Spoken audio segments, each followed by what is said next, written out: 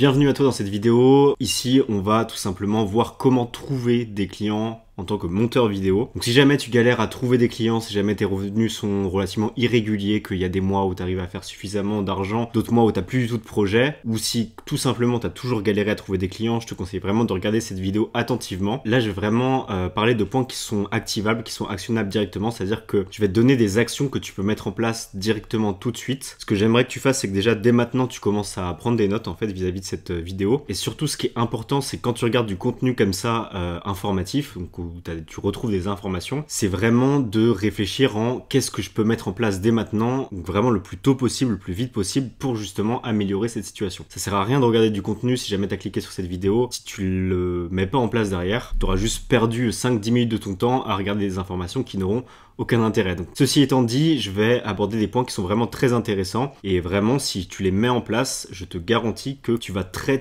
vite trouver des clients. Si tu regardes cette vidéo maintenant, c'est que ça t'intéresse un minimum le fait de trouver des clients en tant que monteur vidéo, c'est que tu prends ça relativement au sérieux et je te félicite. Maintenant voilà, je te conseille de vraiment réfléchir à comment tu peux mettre en place ça en fonction de ce que je vais te dire juste maintenant. Alors, trouver des clients en tant que monteur vidéo, en montage vidéo, la première étape qu'on va devoir définir, c'est ton niveau en tant que monteur vidéo, ton niveau en montage, ce qui est effectivement, si celui-ci il est pas assez bon, si t'es pas assez bon techniquement en tant que monteur vidéo, ça peut paraître simple, mais tu ne trouveras pas de clients. Tu peux avoir le meilleur marketing du monde, tu peux être le meilleur vendeur du monde, si tu ne sais pas faire des belles vidéos, si t'es pas compétent en tant que monteur, ce sera pas suffisant. Les gens t'engagent pour que tu montes des vidéos, ça paraît vraiment basique, hein. Je sais que là pour l'instant tu te dis bah évidemment, mais si je prends le temps d'en parler, c'est parce que j'ai remarqué qu'il y a quand même beaucoup de monteurs qui ont un niveau qui est insuffisant. Ils peuvent avoir un niveau qui est suffisamment, qui est correct pour monter des vidéos, mais la plupart du temps il est juste pas assez bon. Alors je te demande pas d'être le meilleur des meilleurs, d'avoir le meilleur niveau du monde en motion design, capable de faire des animations de fou en 3D, machin, tout ça, des effets spéciaux. Évidemment, c'est pas le but. Là, le but, c'est juste d'avoir un niveau qui est au-dessus de la plupart des monteurs. Et malheureusement, ce que j'ai remarqué, et moi le premier, c'est que souvent, en tant que monteur, on a un petit peu d'ego. On va se dire, bah, évidemment que mon niveau est bon en montage, je passe mon temps à faire des vidéos, etc. Et en fait,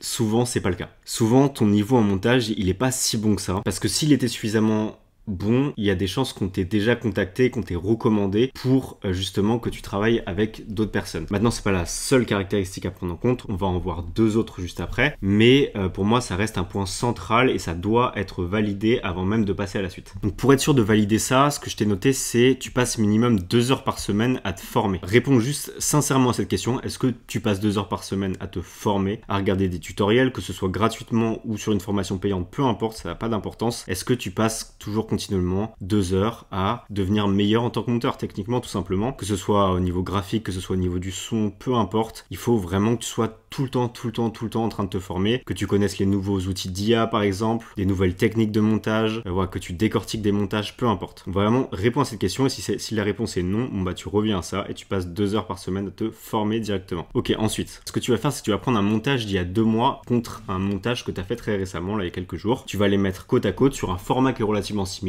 Donc si c'est un format short, un truc que tu as tendance à répliquer ou pour tes clients, peu importe, tu vas les mettre côte à côte, essaye d'être relativement objectif, hein. Prends pas tes meilleurs montages de l'époque versus un montage vite fait que tu as fait tout à l'heure. Prends des trucs que tu as mis à peu près le même temps à faire et que le même investissement dedans. Et maintenant compare et est-ce que tu vois une nette amélioration dans la qualité de la production que tu as faite, dans la qualité du montage? Est-ce que c'est oui ou est-ce que c'est non? Et si jamais la réponse est non encore une fois, et ben dans ce cas-là, c'est que tu n'as pas passé assez de temps à chercher à t'améliorer. Donc encore une fois, repasse minimum 2 heures par semaine à te former et normalement ça devrait être réglé. Je te renvoie à un principe qui est assez important dans tout, qui est l'effet cumulé. Donc c'est à dire que 2 heures par semaine ça peut sembler peu, sauf que 2 heures cumulées toutes les semaines, si tu le fais tout le temps, bah au final ça s'accumule, donc ça fait 8 heures par mois au final, donc ça fait une journée complète où tu t'es formé. Et si tu étais vraiment concentré, que tu as travaillé en deep work, en travail en profondeur, donc extrêmement concentré, aucune distraction, pas de notification, le téléphone est à côté, là normalement, tu es devenu en quelques mois un très bon monteur. Ok, ensuite, une fois que tout ça c'est validé, que tu passes du temps à te former, etc., que tes montages s'améliorent, tu devrais déjà avoir un niveau qui est relativement bon en montage. Moi, ce que je te conseille, ça va être de se spécialiser. Pourquoi se spécialiser? Parce que le montage vidéo, en fait, c'est extrêmement large. Le montage vidéo, ça regroupe même plein de sous-catégories de métiers qu'on doit maîtriser, un minimum évidemment, donc on doit avoir les bases, tu vois, si tu prends les stats d'un joueur FIFA par exemple, bah, tu dois avoir 80 partout, mais sauf que maintenant, ce que je veux, c'est que tu deviennes un spécialiste dans quelque chose, que tu deviennes par exemple un joueur extrêmement rapide ou quoi que ce soit, et bah là, que tu sois extrêmement bon dans un de ces domaines. Alors là, j'en ai cité 3, mais il y en a beaucoup plus, je pense que tu les connais. Par exemple, que tu deviennes extrêmement bon en motion design, si tu kiffes aller sur After Effects, etc., pourquoi pas. Que tu deviennes extrêmement bon en sound design, donc tout ce qui est effets sonores, ou dans des vidéos cinématiques, la colorimétrie, ce genre de choses, voire même dans la construction, tu vois, le storytelling d'une vidéo, parce qu'au final, c'est notre métier aussi. Trouve un point dans lequel tu veux te spécialiser, et j'appuie aussi sur quelque chose qui est central, c'est trouve un point dans lequel tu es naturellement bon. Moi, par exemple, je sais que j'ai une assez bonne oreille, on va dire, j'ai une bonne sensibilité musicale, donc je suis plutôt naturellement bon en sound design, et je sais que c'est là-dedans que je progresse le plus vite. Il y a forcément quelque chose dans lequel tu progresses plus vite. Il y a un domaine dans lequel tu progresses plus vite. Normalement, si tu passes du temps à te former, que ça fait déjà un petit peu de temps que tu montes des vidéos, je parle pas forcément d'années, mais même quelques mois, si jamais tu le fais sérieusement, tu as dû remarquer qu'il y a un domaine dans lequel tu commences à devenir un petit peu meilleur et que tu progresses plus vite. En général, c'est le domaine dans lequel tu prends le plus de plaisir. T'as pas l'impression de travailler quand tu fais ça. Et bah, moi, ce que je te conseille, c'est de te spécialiser là-dedans. Parce que tu vas pas seulement devenir meilleur, tu vas devenir excellent dans un certain domaine. Le fait de faire qu'une seule chose pendant suffisamment longtemps et de se concentrer là-dessus, ça va te permettre de vraiment devenir un expert dans un certain domaine et beaucoup plus facilement. Alors que si tu voulais devenir un monteur excellent, mais dans tous les domaines, ça te prendrait peut-être une dizaine d'années avant de devenir vraiment excellent parce que y a trop de domaines en fait à maîtriser. Si t'en choisis un seul, tu vas devenir excellent extrêmement rapidement. Maintenant que tout ça c'est fait, que c'est répondu, réponds très simplement à cette question: en quoi ton client devrait te choisir toi plutôt qu'un autre monteur? Si jamais t'es devenu extrêmement bon techniquement, que tu progresses continuellement, que tu t'es spécialisé, évidemment qui va te choisir toi. Tu es en constante évolution, tu es en constante progression, en plus de ça tu es un spécialiste dans ton domaine. Si cette spécialisation elle correspond aux attentes de ton client, il y en a forcément une qui va correspondre à certains types de clients, et bah dans ce cas-là, c'est évident qu'il va te choisir toi plutôt qu'un monteur. Si jamais tu es extrêmement bon en motion design, il choisira toi plutôt que moi. Je suis pas extrêmement bon en motion design par exemple. Bah voilà, c'est un exemple. Le but c'est pas devenir le meilleur, le but c'est devenir le meilleur dans le domaine dans lequel tu t'es spécialisé. Donc voilà pour ce qui est de ton niveau en montage, j'espère que là-dessus ça aurait été relativement clair. Et du coup, on va pouvoir passer à la deuxième partie, la création de contenu. La création de contenu, ça va être vraiment très important parce que, effectivement, le niveau en montage, c'est très important. Je te recommande, encore une fois, d'être extrêmement bon et spécialiste en montage parce que c'est notre métier. Maintenant, si tu sais faire des vidéos, tu sais faire des bons montages, mais que personne ne les voit, et bah forcément, tu n'auras aucun client parce que ils peuvent pas voir tes vidéos. Elles peuvent être aussi belles que tu veux, si personne ne les voit ou si une quantité très restreinte de personnes les voit, impossible de trouver des clients. Alors, pour ce qui est de la création de contenu, moi ce que je te recommande, et je l'ai mis carrément en majuscule tellement c'est important, c'est de commencer dès maintenant. Vraiment, commence maintenant. C'est très important. Je vais appuyer vraiment, je pense que c'est le point le plus important que tu vas avoir dans cette vidéo, c'est de commencer la création de contenu le plus tôt possible. Ça n'a pas besoin d'être parfait, ça a besoin d'être fait. Pourquoi est-ce que je te recommande de commencer la création de contenu maintenant? Déjà, Instagram aujourd'hui, c'est un portfolio amélioré. Pourquoi c'est un portfolio amélioré? Tout simplement parce qu'un portfolio, il y a beaucoup de barrières à l'entrée. En fait, la personne a besoin d'avoir un lien pour y accéder, machin, tout ça. Donc déjà, il faut que tu lui envoies. Ensuite, ça lui demande de sortir d'une certaine plateforme. Donc je sais pas si tu lui as parlé sur Insta, sur TikTok, peu importe. Ça lui demande de sortir d'Insta et de TikTok pour aller regarder, machin, tout ça, tes vidéos. Il faut qu'elle soit déjà un minimum intéressée, si ce n'est très intéressée par tes productions, pour qu'elle aille voir ton portfolio. Donc voilà, ça met beaucoup de friction. Alors que si sur Instagram, on voit directement ton travail, on voit ton niveau en tant que monteur vidéo, c'est parfait. En plus, c'est gratuit. Voilà, tout le monde peut créer des vidéos sur Instagram. C'est une plateforme qui héberge des vidéos. Pour moi, c'est le portfolio 2.0, c'est Instagram aujourd'hui. Plus besoin de faire forcément de portfolio. Instagram te permet d'avoir une messagerie et de montrer ton travail. Tout est regroupé là-dedans. Donc le plus tu restes sur une plateforme, le mieux c'est. Ensuite, pourquoi est-ce qu'on va créer du contenu? Parce que tout simplement, on va se démarquer de la concurrence. Comme je l'ai dit, la plupart des monteurs ne créent pas de contenu. Pourquoi ils ne créent pas de contenu? Soit parce qu'ils ont peur de se montrer, soit parce qu'ils n'ont pas le temps, parce qu'effectivement, le montage vidéo, c'est très chronophage. Et créer en plus des vidéos pour soi, ça peut prendre encore plus de temps. Mais moi, je te recommande de prendre ce temps-là. Je te recommande vraiment de prendre ce temps-là parce que tu connais combien de monteurs qui créent des vidéos de manière régulière sur les plateformes, sur les réseaux sociaux? Réponds à cette question, je pense qu'il n'y en a pas beaucoup. Donc effectivement, c'est ça qui va faire que tu vas te démarquer un maximum de toute la concurrence des autres monteurs vidéo parce que personne ne fait ça. Et il suffit que tu sois un minimum bon là-dedans, tu vas forcément te démarquer. Maintenant, ce qui va être intéressant aussi, c'est de montrer le meilleur de ton niveau. En fait, si jamais tu montes des vidéos pour tes clients, par exemple, là, tu vas être limité par une deadline. Tu vas avoir un temps restreint, tu vas avoir des contraintes de direction artistique à respecter. Tu vas devoir te plier aux exigences de ton client, au goût qu'il a, etc. Alors que là où toi tu fais tes propres vidéos, bah là c'est toi qui choisis de A à Z, c'est toi qui choisis la production. Tu peux prendre le temps que tu veux avant de créer des vidéos. Si jamais tu veux faire un banger en termes de montage, bah, tu peux mettre 100% de tes capacités en tant que monteur parce que t'as pas vraiment de deadline. Après forcément ça va évoluer avec la fréquence de publication que tu vas t'imposer, mais tu peux te permettre en tout cas de faire quelques vidéos banger où le montage est excellent. Et les gens ils vont voir vraiment l'étendue de ton talent en tant que monteur vidéo. Donc là-dessus c'est parfait. Ensuite, mon point qui est extrêmement intéressant, la prospection passive. C'est-à-dire que tu n'as pas besoin d'aller envoyer 15 000 messages de prospection à froid pour dire est-ce que tu cherches un monteur, nanani, nanana, je te propose ci, ça, faire des copier-coller. Faut arrêter de faire ça les gars. Là juste, la personne peut tomber sur tes vidéos, sur tes réels. Elle va voir que le montage est extrêmement qualitatif. Elle va se dire mais bah vas-y, j'ai envie de travailler avec cette personne en fait. Enfin, c'est beaucoup trop stylé. Moi c'est ce qui m'est arrivé. Et après tu as le bouche à oreille, etc.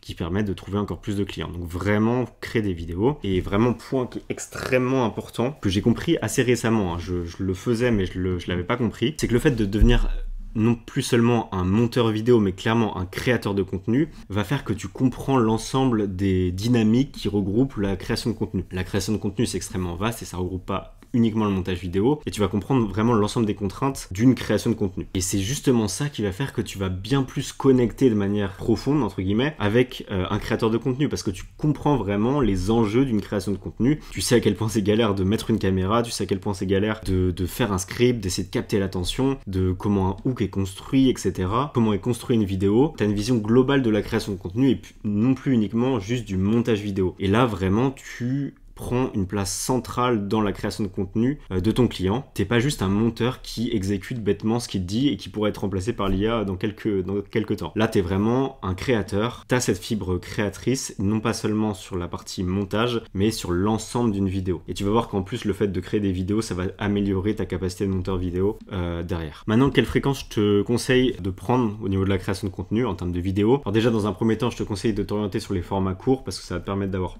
une plus grosse fréquence, publier plus souvent. Ça va te permettre d'itérer de manière plus régulière, donc tu peux vraiment faire des vidéos, avoir un feedback des gens, ok, qu'est-ce qui s'est passé? À partir de là, je peux améliorer et j'améliore continuellement. Alors que là où un format un petit peu plus long, un format YouTube, etc., ça va te demander beaucoup plus de travail en amont. Et le problème, c'est que derrière, le feedback, il arrive très très tard. Cette boucle de rétroaction, de feedback, amélioration, elle est beaucoup moins fréquente, donc tu peux moins régulièrement t'améliorer. Donc ta progression, au final, elle est plus lente en termes de création de contenu. Moi, ce que je te conseille, c'est de t'orienter sur des formats courts, donc des réels, des TikTok, des shorts YouTube, peu importe, relativement courts, moins d'une minute si possible, et de faire 2 à 3 vidéos par semaine. Voilà. Essaye de te tenir à ça, 2 à 3 vidéos par semaine, toutes les semaines. Tu t'engages à faire ça pendant une certaine période. Je te conseille de le faire pendant au moins 2 à 3 mois avant de commencer à avoir des résultats. Ça veut pas dire que tu ne vas pas trouver des clients, mais ça veut dire que tu vas commencer à avoir un compte qui ressemble à quelque chose et une progression dans tes statistiques au niveau de tes vidéos sur environ 2 à 3 mois. C'est une statistique qui est vraiment très variable, ça peut aller beaucoup plus vite, ça peut être beaucoup plus lent si jamais tu fais mal les choses, mais en règle générale c'est ce qui se passe. Maintenant, une fois que tu as réglé cette histoire de fréquence, que tu arrives à publier des vidéos régulièrement, ce qu'on va faire c'est qu'on va améliorer la qualité de cette vidéo. Si jamais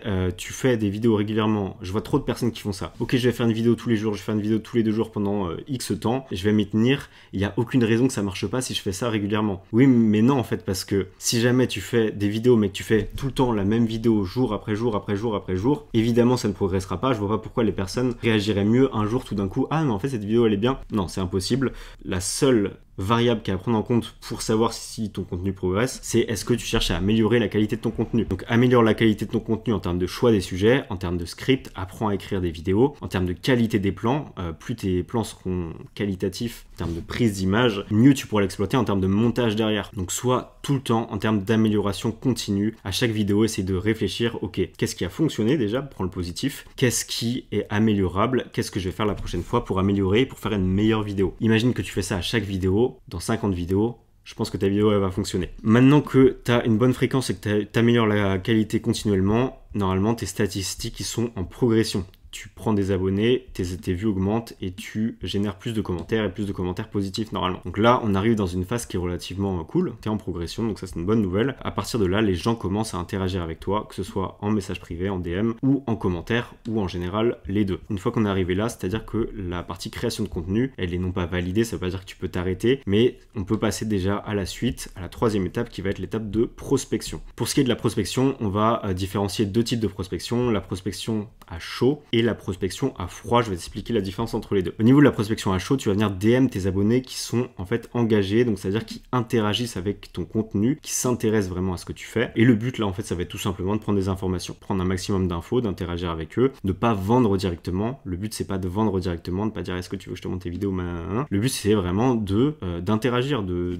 s'intéresser sincèrement et si possible évidemment de DM des abonnés qui créent du contenu. Évidemment c'est intéressant de parler avec des gens et tout, mais si jamais ils ne créent pas de vidéos, bon, bah c'est pas des clients potentiels. Donc voilà, je te dis pas de next et de lâcher des vues à des personnes qui te parlent s'ils créent pas de vidéos, mais voilà, favorise forcément les créateurs de contenu. Ça n'a pas besoin d'être des personnes à 100 000 abonnés, mais il faut qu'ils créent des vidéos régulièrement. Ne sous-estime pas aussi les infopreneurs. Il y a des personnes qui ont 1000, 2000 abonnés, mais qui ont un business qui tombe extrêmement bien derrière, mais qui sont assez mauvais dans la partie communication sur les réseaux sociaux. Et en général, c'est eux qu'il faut essayer de viser parce qu'ils ont des ressources, ils ont pas mal d'argent à investir dans leur communication, juste ils savent pas comment faire. Parfois ils sont trop vieux, parfois voilà, ils sont pas intéressés à ça tout simplement. Je te conseille de t'orienter plus sur les infopreneurs, les personnes qui ont vraiment un business derrière, que les influenceurs qui derrière, en général, ils savent déjà comment faire des vidéos.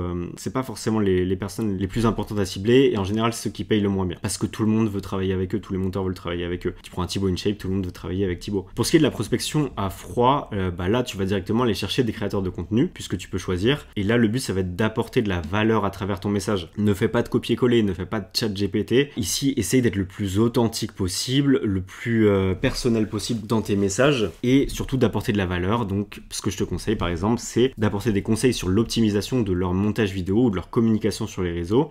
Voilà, que tes vidéos elles sont assez cool et tout, j'aime bien. Maintenant j'avoue que sur cette vidéo j'aurais bien vu ça.